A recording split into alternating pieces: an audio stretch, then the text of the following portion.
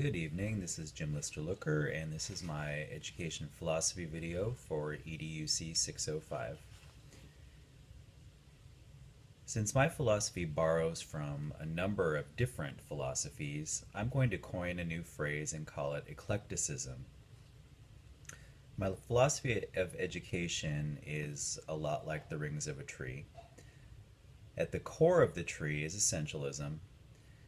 This shouldn't come as a surprise to anybody when you consider that I'm a product of the education system in the late 1970s and in the 1980s. I would call this period a decidedly conservative period for education policy. During the Reagan and Bush presidencies, education policy definitely reflected a back-to-basics approach, which placed greater and greater emphasis on the perceived achievement gap between students in this country and students in other countries. It also placed a great deal of attention on test scores in the core curriculum areas of English language arts and math. However, my time in the field, continuing education, and direct experience have caused additional rings to develop on my metaphorical philosophy tree. These new rings tend to incorporate aspects of the other philosophies of education. They're not as thick as the core of my tree, but they are part of the tree nonetheless. In terms of curriculum, probably the most blended part of my educational philosophy is related to curriculum. I start with my essentialist core, and I add bits and pieces from nearly all of the other philosophies. One of the primary goals of essentialism is for each student to receive rigorous instruction in the traditional subjects of reading, writing, computing, history, geography, natural sciences, foreign languages, social studies, and government. It's a lot. This list basically characterizes my public school career. The basics were taught in elementary school, and some electives were made available in middle and high school. The goal of essentialism is to create a well-educated, patriotic citizenry who can contribute in meaningful ways to society. Smells a bit like supporting capitalist ideals, actually. Partly due to my experience in the system, and partly due to the current requirements of my school district, I adhere to a mostly essentialist view of curriculum. I believe that teachers are responsible for imparting a broad, solid base of skills and knowledge which branches out as students get older based on their interests, skills, and chosen paths.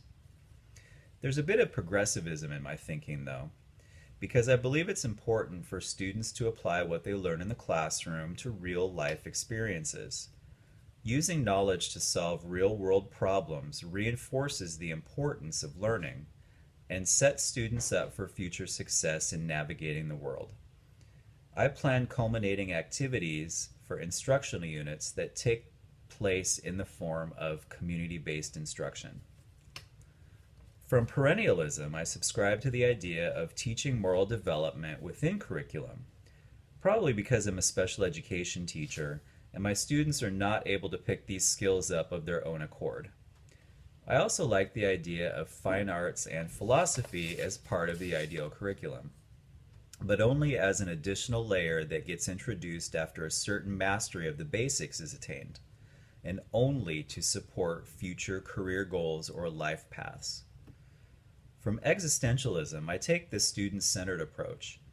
Curriculum should be modified to address student deficits and areas of need, as well as taking into account their strengths, which is basically how we write IEP goals and present levels anyway, so right in alignment with those. From behaviorism, especially in a special education classroom, it's hard to separate behavior management from the curriculum. They are interwoven to an extreme degree. Environmental modification to support behavior change is a frontline strategy for managing disruptive student behaviors, and hard to get away from, honestly. For my teaching methods, we would go right back to my core of essentialism. Essentialists believe that the teacher is the source of all knowledge in the classroom. As such, when I was growing up, there was no such thing as student-driven learning. Knowledge was imparted upon students through lectures, reading textbooks, completing assignments, and through drill and kill practice and assessments.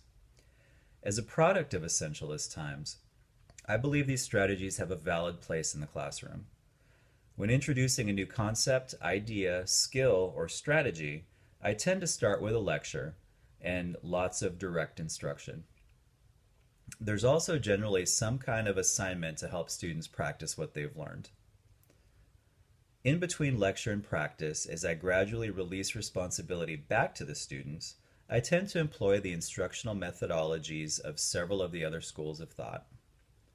To check understanding, and also to encourage students to practice language, I incorporate plenty of discussion, which is a component of perennialism, and cooperative learning through think, pair, share, which strangely is a component of social reconstructivism, which is a school that I don't borrow a whole lot from. I also try to have my students engage in some critical thinking about the instruction, which is progressivism and again social reconstructivism. Finally, I have started incorporating some project-based learning, which is a huge stretch for me as well as for my students, which is part of the progressivism philosophy. Classroom management. Back to my roots in essentialism. In essentialism, the teacher is the center of the classroom. They should have firm rules about conduct and reinforce them. Establishing order in the classroom is critical for student learning. Effective teaching cannot take place in a loud and disorganized environment. And for any of you who are special education teachers, I'm sure you can't relate at all to that. Again, this is characteristic of my own education and is likely permanently embedded in how I think about and conduct the management of my own classroom. My teachers were most definitely strict and fairly intolerant of disruption and or noncompliance. In a special education environment, it's important for the rules and consequences to be known and predictable and reinforced consistently. It's also critical that they are applied equally and fairly without showing preferential treatment to any student.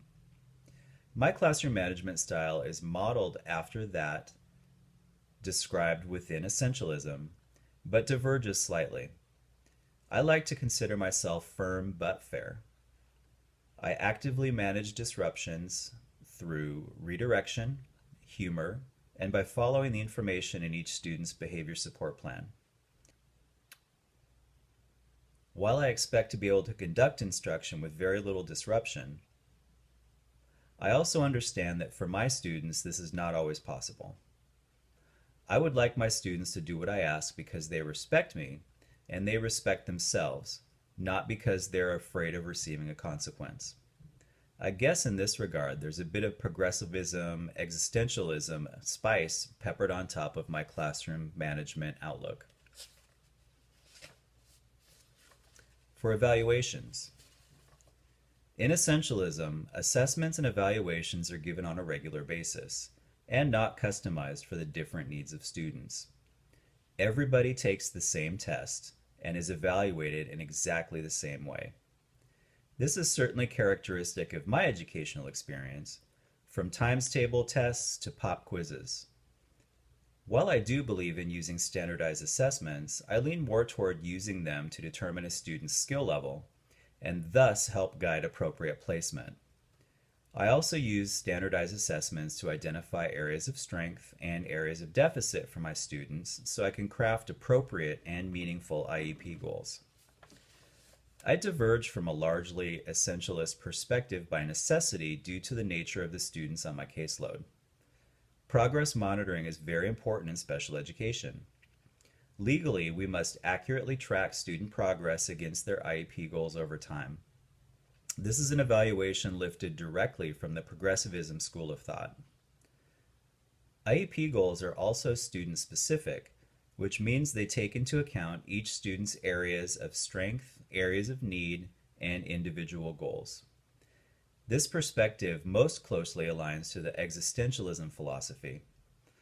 Finally, when completing a culminating activity in the community, I evaluate my students based on authentic assessment, which is a social reconstructivist strategy. with regard to the teacher.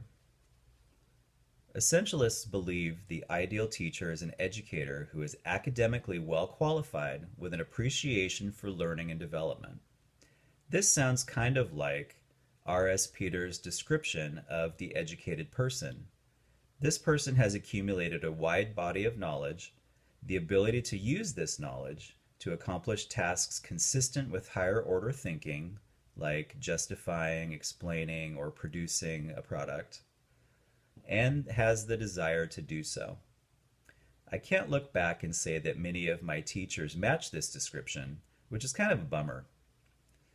I mean, after all, they were delivering instruction in compliance with an educational philosophy, but they differed significantly from the ideal teacher description espoused by that same philosophy.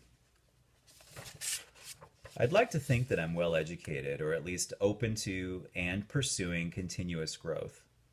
I'd also like to think I have the ability to engage in higher order thinking, and that I'm a good communicator. These are most definitely essentialist ideals for teachers. I branch out from essentialist ideas in that I care about my students, which is a characteristic of existentialists.